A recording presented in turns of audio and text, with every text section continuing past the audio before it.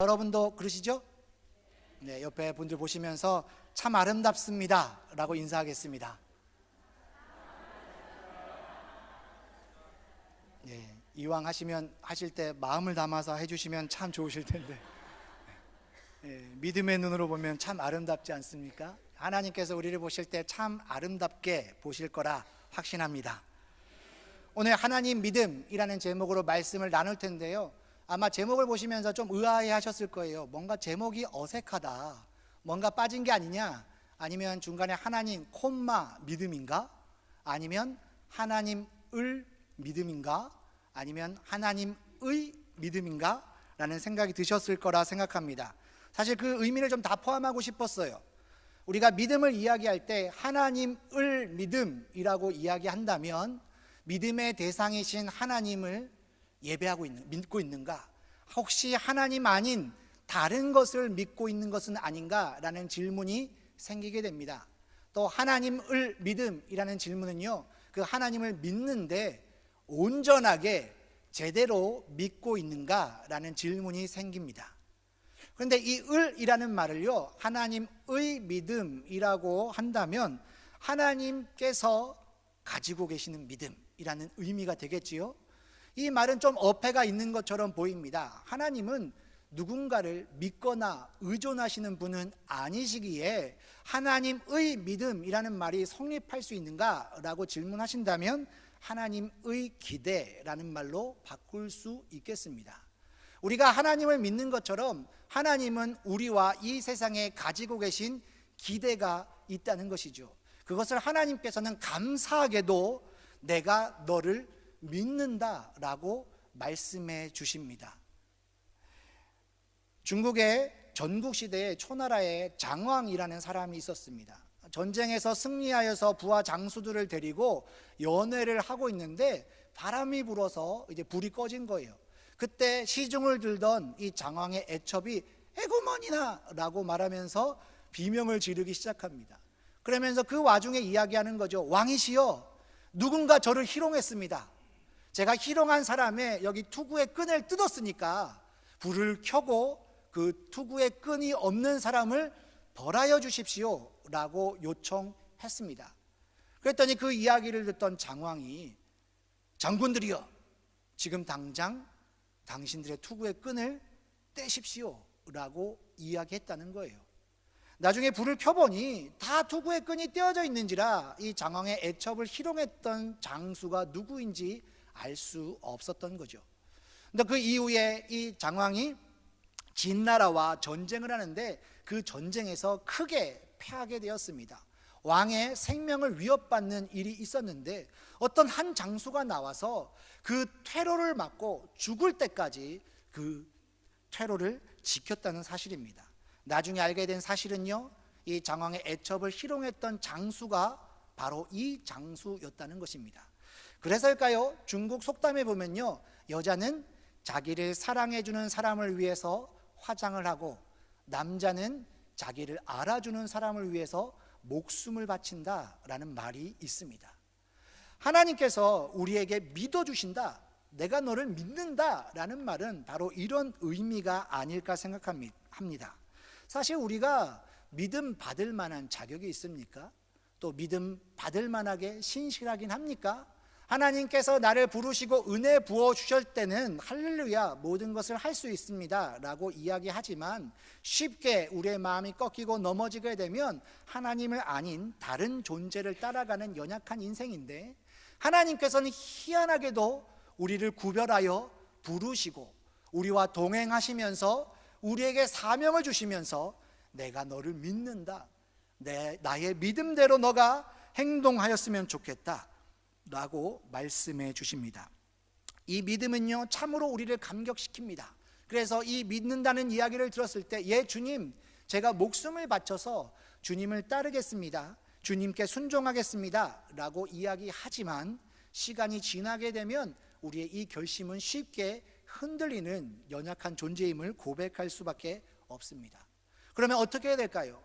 하나님은 우리를 믿으시는데 난 연약하니까 할 수 없어도 어쩔 수 없지, 내가 연약한데 어떡하겠어, 내가 안 하겠다는 거 아니잖아, 핑계 대면서 여전히 다람쥐 쳇바퀴처럼 믿음이 좋았다가 떨어졌다가, 믿음이 좋았다가 떨어졌다가, 고백했고 결단했다가 안 했다가, 이런 삶을 반복하는 것이 우리를 구원하신 하나님의 목적이겠습니까?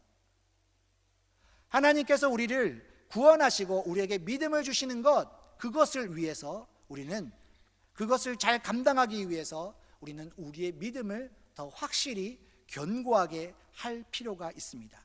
그러면 우리를 향한 하나님의 믿음, 우리를 향하신 하나님의 기대에 충족된 삶을 살기 위해서 우리가 가장 먼저 점검해야 될 것, 하나님을 믿는 우리의 믿음이 올바른가라는 질문입니다.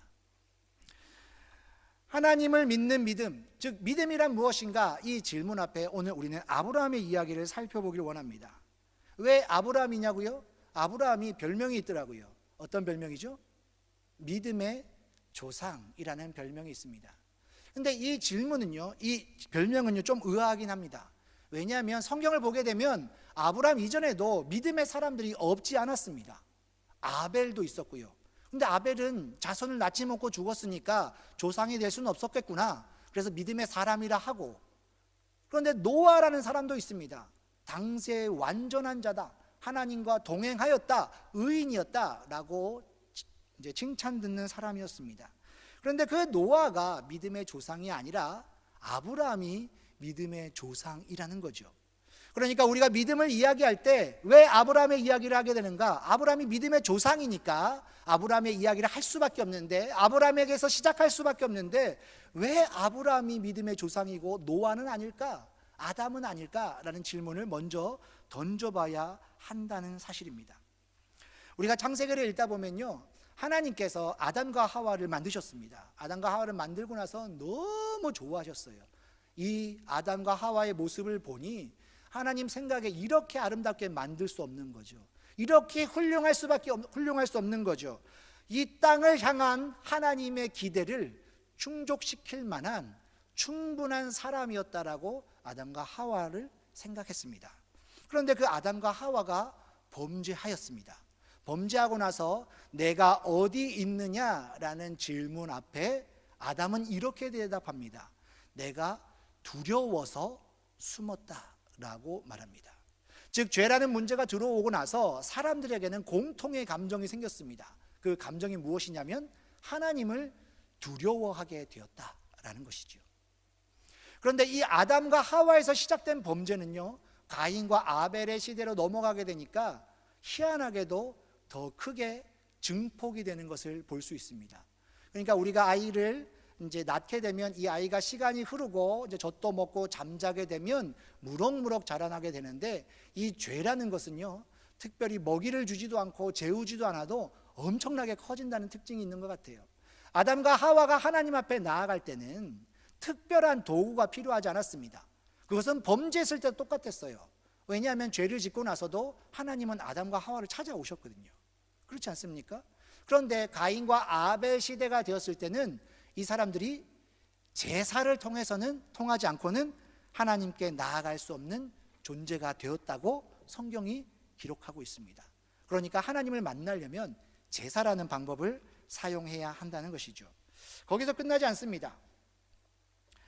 하와는요, 범죄를 할 때 직접적인 유혹이 있었어요. 뱀이 나타나서 이거 한번 먹어봐, 이거 먹으면 끝내주게 좋아 라는 유혹을 듣고 넘어갔거든요. 그런데 가인과 아벨은요, 유혹하지 않아도 스스로 안에 있는 이 분노, 스스로 안에 있는 이 죄를 조절하지 못해서 사람을 죽이게 되었다라고 성경이 말하고 있습니다. 혹시 기억하십니까? 하나님이 가인에게 하신 말씀, 제 소원은 너희에게 있으니 너는 죄를 다스릴지니라. 이게요, 희한하게도 이제 하와에게 주셨던 하나님의 말씀과 똑같은 단어가 쓰였습니다. 너는 남편을 사모할 것이나 남편이 너를 다스릴 것이다. 남편을 사모하다 라는 단어와 제 소원이 너에게 있다 라는 단어가 똑같은 단어가 쓰였고요, 남편이 너를 다스릴 것이다 라는 말과 너가 죄를 다스릴 것이다 라는 동사가 똑같은 단어가 쓰였다는 거예요. 그러니까 하와가 그 마음 가운데 남편을 사랑할 수도 있고 남편을 사랑하지 않을 수도 있는 것처럼, 가인도 죄를 더 사랑함으로 하나 될 수 있고 죄를 거부함으로 떠나갈 수 있는데, 그리고 그 죄를 다스릴 수 있는 그런 상황이었는데 그는 죄를 선택하고 죄와 하나 되었고 그래서 사람을 죽이는 그런 죄를 저질렀다라고 성경이 기록하고 있습니다. 아담과 하와 때보다 죄가 더 끔찍해졌다라는 것을 볼 수 있죠. 그런데 노아의 홍수 때를 보면요, 이것보다 더 심각한 상황이 등장하는 것을 볼 수 있습니다. 노아는 의인이고 당세의 완전한 자고 하나님과 동행하였는데 노아 말고 다른 사람들은 생각하는 것이 죄다 악할 뿐이었다라고 기록합니다. 그런데 그 노아가 기록되어 있는 창세기 6장 10절부터 11절까지 말씀을 보면요, 땅이 부패하고 타락하였다라는 단어가 쓰이는데요, 이 부패하다라는 단어가 이 두 절 안에 세 번의 단어가 반복돼서 사용하고 있다는 거죠. 그리고 부패할 뿐만 아니라 사람들이 포악하다라는 단어도 사용하고 있습니다. 보통 구약 성경에서 이 부패하다라는 단어는 하나님과 인간 사이의 관계가 어그러졌을 때 쓰입니다. 즉 하나님 아닌 다른 것을 섬길 때에, 우상을 섬길 때에 부패하였다라는 단어를 씁니다.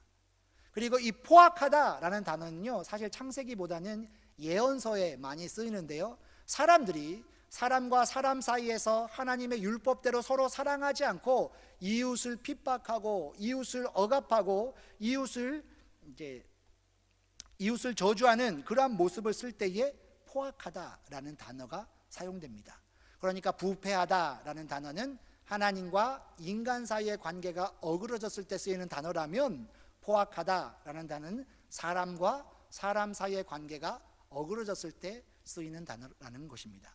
그러니까 창세기의 내용을 보게 되면요, 아담과 하와 때보다 가인과 아벨의 때가 더 죄가 커져요. 그런데 처음에는 하나님과 사람 사이의 부패한 관계, 어그러진 관계였는데 이것이 점차적으로 사람과 사람 사이의 포악한 관계로 나아가는 것을 볼 수 있습니다. 그러니까 하나님께서 아담과 하와를 만드시고 나서 그 마음에 너무 좋으신 거죠. 이들을 통해서 하나님 나라를 이루어가고 하나님의 기쁨이 되고 자랑이 되는 하나님의 기대가 있었는데 이 기대가 철저하게 무너져 버린 것입니다. 하나님의 나라는커녕 죄가 점점 자라기 시작하고 이제는 하나님과 사람 사이의 관계만 어그러지는 것이 아니라 사람과 사람 사이의 관계도 철저하게 무너져 버린다는 것입니다. 그러할 때에 노아가 부름받았어요. 노아를 통해서 하나님께서 구원하셨습니다. 이제 노아를 포함한 8명의 가족이 남아있는 것이죠. 그리고 창세기 8장 9장을 보게 되면 하나님께서 이 노아의 가족을 축복하시는 내용이 나옵니다. 아마 하나님은 다시 시작하고 싶으셨던 것 같아요. 사람들의 생각이 죄로 가득 차고 부패하고 포악하였기에 내가 원래 이 땅을 향한, 사람들을 향한 그 믿음이, 기대가 이루어지지 않기에 물 심판을 통해서 구별한 새로운 가정을 통하여 하나님의 기대를, 하나님의 믿음을 이루고자 하시는 그런 놀라운 계획을 품으신 것 같습니다. 그리고 노아가 하나님께 예배 드림으로 그 기대는 이루어지기 시작한 것처럼 보입니다. 그런데요, 하나님께서 복으로 삼으신 이 노아가 이후에 행동을 한 걸 보니 자신의 실수였죠. 포도주를 마시고 취하여 벌거벗은 모습으로 자는 것을 보고 자기의 아들 함이 아버지의 벌거벗음을 수치스럽게 여긴 것을 보고 함의 아들 가나안을 어떻게 했습니까? 저주했다라고 성경이 말하고 있습니다. 하나님은 노아를 통해서 이제 하나님의 나라를 다시 이루어가겠다, 하나님의 주권을 회복하겠다, 내가 너에게 기대를 갖고 있다, 내가 너를 믿는다 라고 말씀하셨는데 하나님의 그 놀라운 복을 전하여서 온 땅을 하나님의 나라로, 하나님의 영광으로 바꾸어야 될 그 사람이 저주를 통해서 오히려 땅에 저주가 퍼지게 하였다라고 성경이 기록하고 있는 것이죠. 무엇을 말합니까? 하나님의 믿음이, 하나님의 기대가 깨어진 것입니다. 이 노아 이후에 사람들의 반응을 보면 우리가 너무나 잘 알고 있는 바벨탑 사건을 통하여서 사람의 생각이 하늘 끝까지 오르기 시작합니다. 우리가 우리의 이름을 내자라고 했는데요, 이 단어가 만들다라는 단어예요. 이름을 만들다라는 단어가 언제 쓰였냐면 하나님께서 한 남자에게 아담이라는 이름을 주시고 내가 너에게 아담이라는 이름을 준 것처럼 너도 이 에덴 동산에 있는 동물들에게 이름을 주어라 라고 명령하셨을 때 그때 이름을 만들다라는 단어가 쓰였습니다. 그래서 이 바벨탑 사건, 우리가 우리의 이름을 내자라는 말은 우리의 이름을 지을 수 있는 사람은 바로 나다. 이름을 짓는다는 것은 나의 운명을 결정할 수 있는 사람은 나다. 우리가 이 바벨탑을 하늘 끝까지 올리게 되면 다시 하나님이 물로 심판하여도 우리는 죽지 않을 거야 라는 생각이 담겨 있는 것이죠. 그러니까 바벨탑은요, 선악과를 먹을 때에 하나님처럼 되기 위해서 선악과를 선택했던 인간의 교만과 크게 다를 것 없는 선택이었다는 것을 말해주고 있습니다. 이 창세기 1장부터 11장까지의 내용을 보게 되면요, 한 사람의 불순종이 결국 세상을 파멸로 이끌었다라고 결론 지을 수 있겠습니다. 그런데 이 말은 다시 말하자면요, 한 사람의 순종이 세상을 구원으로 이끌 수 있다라는 의미를 포함하고 있습니다. 이제 하나님께서는 기존과 다르게 새로운 사역을 시작하길 원하십니다. 그래서 선택된 사람이 누구입니까? 오늘 본문에 나타난 아브라함이라는 사람입니다. 하나님이 아브라함을 부르셨습니다. 12장 1절에 보면요, 너의 본토와 친척과 아버지의 집을 떠나, 고향과 친척과 아버지의 집을 떠나 내가 너에게 보여줄 땅으로 가라 라고 되어 있습니다. 그런데 이와 비슷한 명령이 창세기 22장에도 소개되고 있습니다. 내 아들, 내 사랑하는 독자 이삭을 데리고 모리아 산으로 가라. 재밌는 게요, 이 12장에 나오는 표현과 22장에 나오는 표현이요 똑같습니다. 그리고 이 표현은요 창세기에서 오직 여기에만 쓰였습니다. 의도한 바가 있다라고 생각합니다. 하나님께서 너의 본토 친척 아비 집을 떠나서 내가 너에게 보여줄 땅으로 가라, 또 모리아 산에서 내 아들 내 사랑하는 독자 이삭을 데리고 모리아 산으로 가라, 모리아 땅으로 가라 라고 말씀하신 그 사건은요, 하나님께서 아브라함을 부르신 사건인데 처음이면서 마지막, 그러니까 이 중간의 모든 여정을 통해서 아브라함이 처음 부름받았을 때와 마지막 부름받았을 때에 어떠한 변화가 있었는지를 보여주기 위한 특별한 의도가 있다라고 생각이 됩니다. 그렇다면 우리는 첫 번째 부르심을 생각해 볼 필요가 있습니다. 갈대아 우르에서 하란으로, 또 하란에서 가나안 땅으로 하나님께서 아브라함을 부르실 때 요청하신 것은 세 가지를 버리라는 것입니다. 첫 번째는 내 고향, 두 번째는 내 친척, 세 번째는 내 아버지의 집입니다. 오늘날은 고향을 떠나는 것, 친척을 떠나는 것, 아버지의 집을 떠나는 것이 그렇게 심각한 것처럼 여겨지지 않습니다. 근데 이스라엘 사람들에게는요 고엘 제도라는 게 있거든요. 고엘.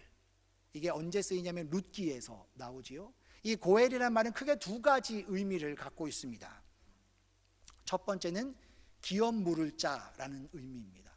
그러니까 나의 후대가 끊겨서 내가 더 이상 생활을 영위할 수 없는 상황이 될 때에 나의 친척 중에 누군가가 나의 생계를 책임져 줄 수 있는 후계자가 되는 것입니다. 그것을 기업 물을 자라고 합니다. 그래서 룻기에 보게 되면요, 나오미에게는 며느리가 있었는데 룻이라는 여인이죠. 아들의 이제 아내였는데 아들도 죽었고 남편도 죽어서 이제 두 과부만 남았는데 이 과부는 아무런 생계를 유지할 수 없는 사람입니다. 그래서 보아스라는 친척이 룻과 결혼해서 기업 물을 자의 역할을 하였다라고 성경이 기록되어 있습니다. 그것이 바로 고엘 제도, 기업 물을 자라는 것입니다. 두 번째로 고엘의 특징은요, 피해 보수자라는 뜻입니다. 누군가가 죽임을 당하게 되면 그 고엘되는 친척이 그 사람의 복수를 해줄 수 있습니다. 복수의 정도는 성경에 기록된 것처럼 눈은 눈으로, 이는 이로, 생명은 생명으로 갚을 수 있는 것입니다. 이 피해 보수자가 있다는 것이 나의 안전을 지켜줍니다. 왜 그렇습니까? 저 사람을 해하게 했을 때 저를 해하게 했던 사람이 보복을 당할 수 있으니까 이제 저를 해할 때 한번 생각할 거 아닙니까? 그렇기 때문에 이 피해 보수자가 있다는 것이 나의 안전을 책임져 주는 것이라고 하겠습니다. 그런데 하나님께서 이 아브라함에게 그 모든 것을 버리라 라고 말씀하신 거죠.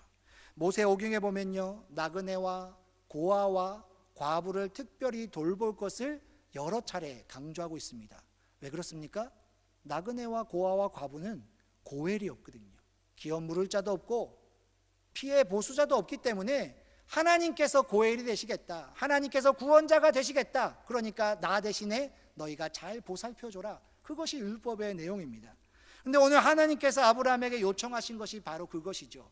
너의 고향과 친척과 아버지의 집을 고엘로 삼지 말고 나 여호와를 고엘로 삼아서 떠나라 라는 요청입니다. 나의 모든 보호막을 잘라내고 하나님 앞에 철저히 순종함으로 나오라 라는 요청이었습니다. 이 요청 앞에 아브라함은 순종함으로 나아가기 시작합니다. 그런데 창세기 12장은요, 아브라함이 가나안 땅에 도착했을 때 끔찍한 상황을 만났다라고 소개하고 있습니다. 그 땅은 가나안 족속이 이미 터 잡고 살고 있는 땅이다 라고 기록되어 있습니다. 그러니 하나님의 명령을 따라서 정말 큰 결심을 하고 나아왔는데 이 약속이 이루어질 가능성이 하나도 보이지 않는 상황에 맞닥뜨린 것이죠. 이것이 바로 오늘 아브라함의 상황입니다. 이러한 상황 가운데 아브라함도 순종과 불순종, 믿음과 의심의 상황을 계속 반복하는 여정을 시작합니다. 어떤 한 학자가 이렇게 이야기했습니다. 의심도 믿음의 일부입니다.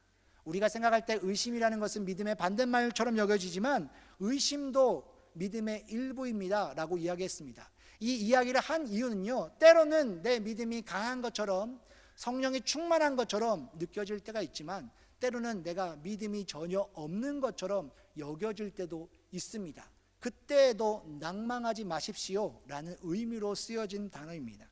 근데 아브라함도 아마 동일한 시간들을 많이 겪었던 것 같습니다.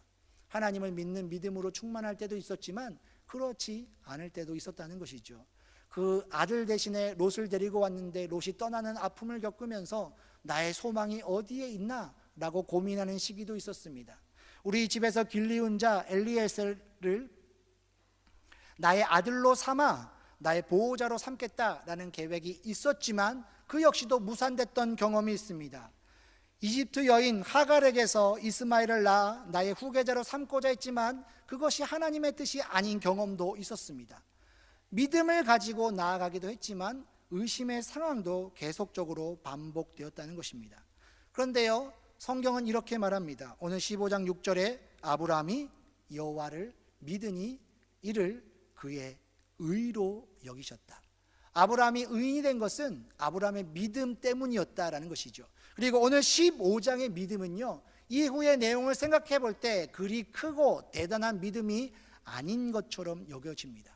그런데 이 믿음을 갖게 되었을 때에 하나님께서 이 아브라함을 의인으로 여기시고 아브라함을 믿음의 조상으로 삼는 여정을 기꺼이 걸어가셨다는 거예요. 아브라함이 낙심했을 때도, 아브라함이 하갈 때문에 힘들어했을 때도, 이스마엘을 낳음으로 하나님의 뜻을 어겼을 때에도 하나님은 여전히 아브라함의 믿음을 기억하셨고 그를 의인으로 여기셨다라고 성경이 기록하고 있는 것이죠. 이것은 무엇을 말합니까? 오늘 우리에게도 동일한 믿음의 싸움이 있다는 것입니다. 우리에게 믿음이 있는 것 같으나 믿음이 없는 것처럼 여겨질 때도 있습니다.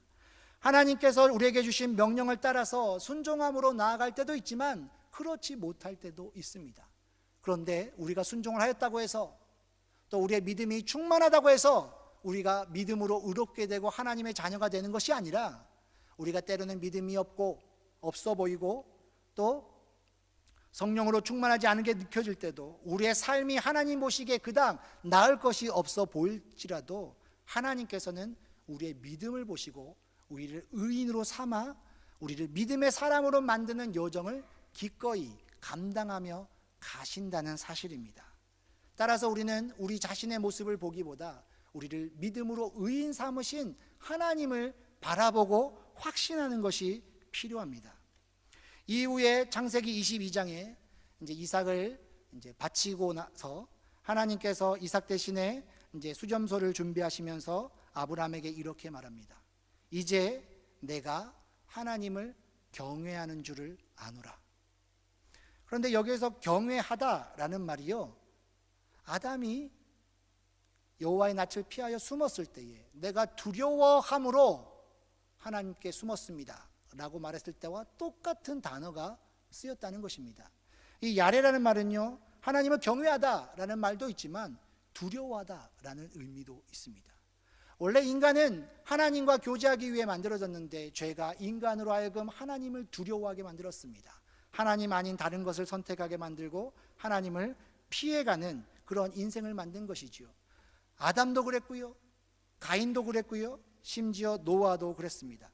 그런데 아브라함 때에 하나님께서 그에게 믿음을 주셔서 이 믿음의 여정을 시작해간 이 아브라함이 여러 순간과 기다림의 여정을 통해서 그의 믿음이 점점 견고해졌을 때 그 안에 있던 두려움은 하나님을 경외함으로 바꾸어지기 시작합니다. 하나님께서는 이제 죄로 인해 두려워 숨는 사람이 아니라 하나님을 경외하는 아브라함이라는 사람을 찾으셨습니다. 아담은 그 아내의 말을 듣고 하나님의 명령을 헌신짝처럼 버렸지만 아브라함은 하나님 명령 한마디에 자신의 모든 것, 자기의 모든 것이라고 할 수 있는 이삭을 포기할 줄 아는 믿음까지 자라나게 됐습니다. 그 이후에 이제 하나님께서 계획하신 새로운 시대가 열려지게 되는 것이죠. 그래서 그 땅을 덮고 있던 저주가 아브라함을 통해 하나님의 복으로 변화되게 됩니다. 이것이 오늘 본문에 하나님을 믿는 아브라함에게 주신 하나님의 복이라는 것입니다. 그렇다면 여기에서 우리가 생각해 보게 됩니다. 믿음이란, 하나님께서 우리에게 믿음을 주신 이유는 무엇일까? 이 믿음을 통해서 하나님께서 우리가 믿는 사람이 되었으니 이 믿음이 우리를 온전케 하고 그것으로 끝났다라고 말씀하시는 것이 아니라 하나님께서 우리에게 믿음을 주신 이유는 이제 우리로 하여금 믿음의 여정을 시작해 가기 위해서 우리에게 주셨다는 거예요.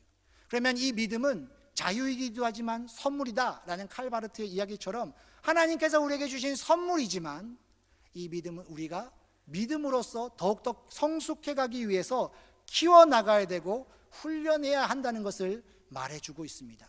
하나님을 두려워하는 아브라함이 하나님을 경외하는 아브라함으로 자랐던 것처럼 하나님께서 우리에게 주신 이 믿음으로 우리는 이 믿음이 더욱더 커가고 성장해 갈 수 있도록 우리의 삶 속에서 믿음의 삶을 살아가야 한다는 것이죠. 믿음이 하나님께서 주셨다고 해서 끝나는 것이 아니라 우리가 키워나가야 한다는 것입니다. 그러면 그 믿음은 어떻게 성숙할 수 있습니까? 아브라함을 통해서 배우는 교훈은요, 그것이 단기간에 이루어지지 않는다는 거예요. 아브라함이 75세 때에 하나님의 부르심을 받았습니다. 그는 100세 때에 이삭을 낳았고요, 이삭을 바쳤을 때 나이는 정확하게 알 수 없지만 이삭의 나이가 청소년쯤인 것으로 보아 112세에서 115세쯤 되지 않았을까 생각합니다. 즉 그의 삶 가운데 30-40년의 시간을 통해서 하나님을 알아가는 과정이 있었다는 것이죠. 그것이 아브라함을 믿음의 사람으로 바꾸었다는 것입니다. 오늘 우리의 모습은 어떠합니까? 우리의 모습은 여전히 연약하기만 합니다. 때로는 믿음이 충만한 것 같지만 없어 보일 때도 있습니다. 하지만 우리를 믿음의 사람으로 바꾸어 가시는 하나님의 여정은 분명히 이루어지고 있습니다.